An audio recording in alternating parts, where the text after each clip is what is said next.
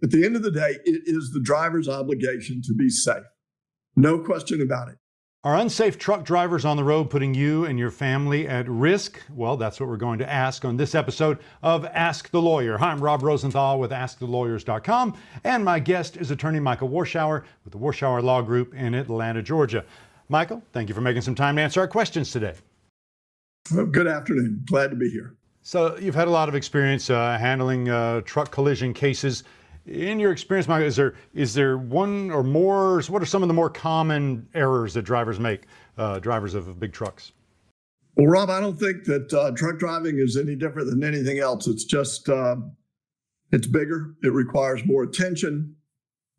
And the mistakes have more catastrophic consequences because trucks weigh 80,000 pounds. But the big things that we see driver error. We see that in all car wrecks, but with trucks, we see inattention and equipment error. In addition to that driver error, we would see attention errors, equipment errors like bad tires, bad brakes.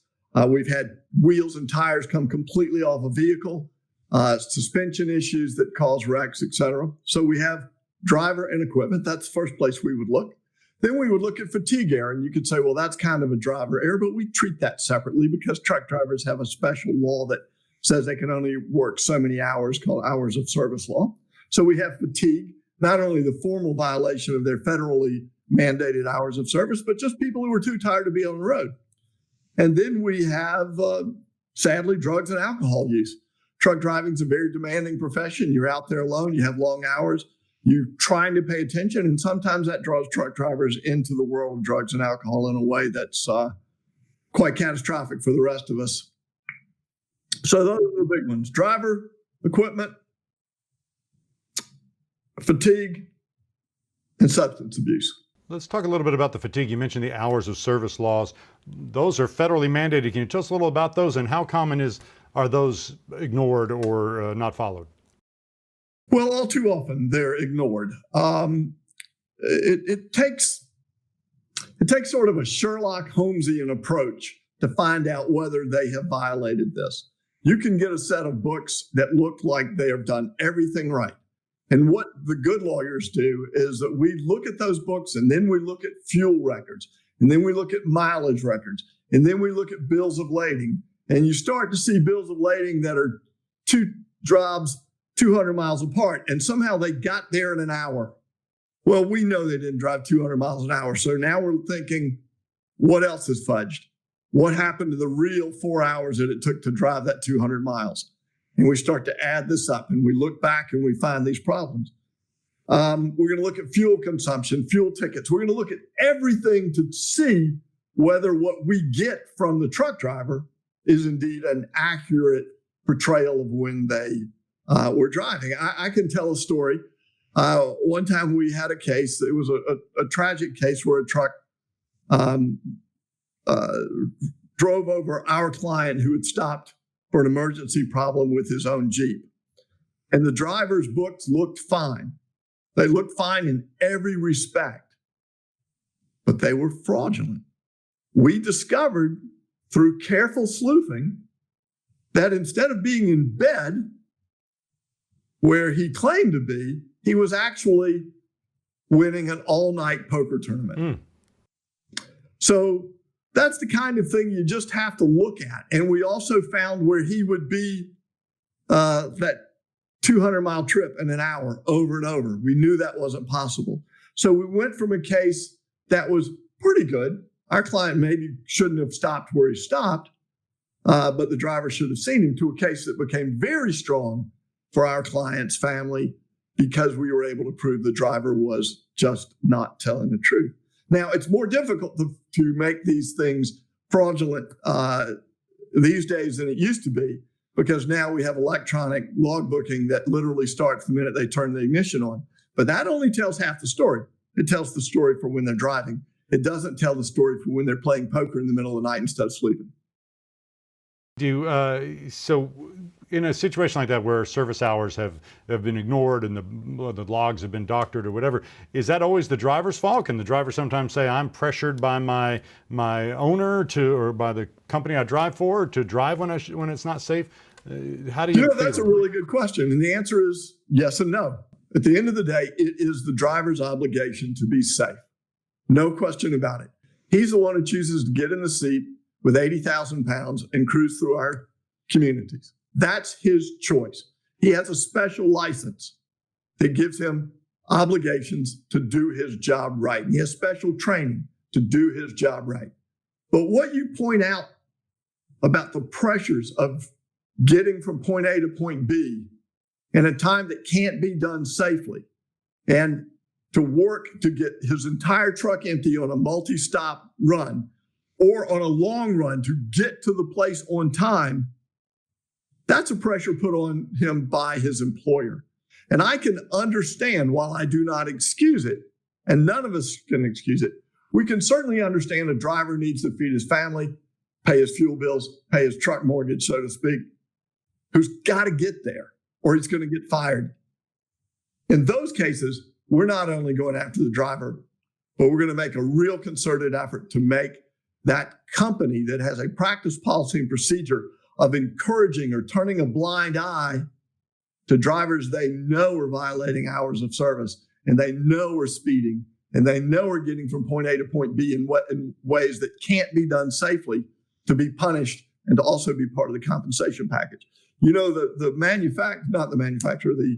trucking company has a duty to oversee these logbooks. And when they see that somebody gets from Atlanta, Georgia to Jacksonville in a time that you can't do it in an airplane, they can't just go, he got our freight on time, we made some money. What they've got to do is call that driver in and go, no, that's not tolerable behavior. That's unsafe behavior. Our company won't tolerate it. Your history. That's not what they do. Instead, they say, there's a guy we can count on. Now we're going to move him from Jacksonville to Kansas City and give him a time that nobody can make, but he'll somehow do it. And if he does it, fine, we'll make more money and he'll make money. And we don't care about the public. That's unacceptable. And that's something that we as lawyers really can use to our clients' advantage for two purposes. One, to get them more compensation, and two, to send a message to the industry and the drivers and the companies that we as a community don't tolerate that kind of money, profits over people. It's not acceptable. It occurs to me, Michael, after hearing your example you cited a minute ago, that's the kind of thing that maybe not just anybody would have gone through all that trouble, known what to do, how to research and do the investigative work to find out the true story there. That's why it's important to have an attorney who's familiar and experienced with trucking cases, correct? Well, that's exactly true. There's not only a full set of federal regulations and state regulations, there are things about trucks that some people just don't recognize. When we see the front wheel of a truck leave a tractor at 70 miles an hour and go across the median and come through the front windshield of our client who's minding their own business, literally doing everything they can to drive safely in the opposite direction. It's easy to say, well, how could the driver know? But the reality is, if you have experience in this area, you go, the driver should have known. He had an obligation to make sure that his truck had the appropriate inspections.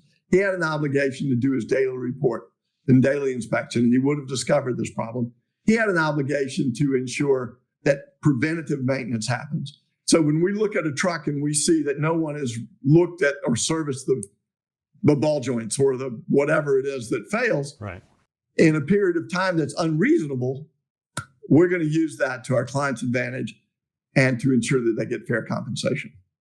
What if someone's injured because of a collision or some sort of situation with a big rig, Michael, and they think, I can't afford a top quality trucking litigation firm? What would you tell them? Well, I would tell them that you need to get a firm like ours, Warshauer Law Group, as quickly as you can.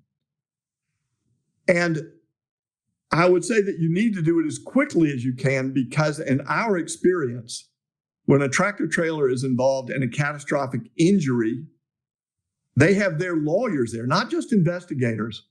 They have their lawyers there that day, that night before the trucks leave the scene. So we first start off with that. You need to get an experienced firm and you need to do it fast.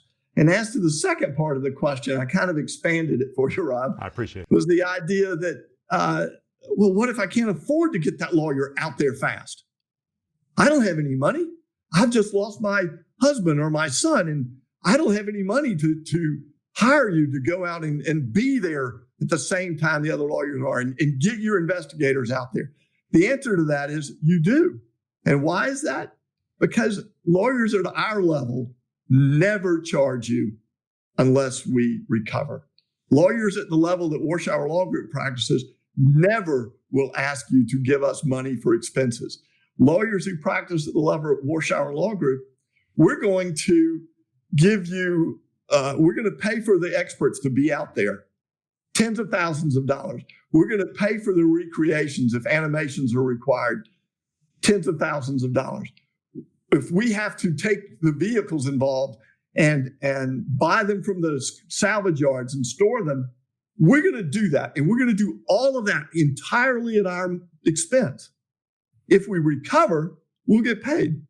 But if we don't recover, the families that hire us, the people that hire us, don't owe us legal fees, and they don't owe us any of that tens of thousands of dollars that we spent on their behalf to make sure that they had a fighting chance against these giant trucks, these sometimes horribly impaired drivers, and these companies that turn a blind eye. Michael, lots of great information as usual. Thank you so much for answering our questions today. I do appreciate it. It was my pleasure. That's going to do it for this episode of Ask the Lawyer. My guest has been attorney Michael Warshauer of Atlanta, Georgia. If you want the best information about truck accidents, or you're ready to choose a lawyer that lawyers choose, make sure to go to askthelawyer.com. Also, please take a second to like, share, and subscribe by clicking on the button below. Thanks for watching. I'm Rob Rosenthal with AskTheLawyers.com.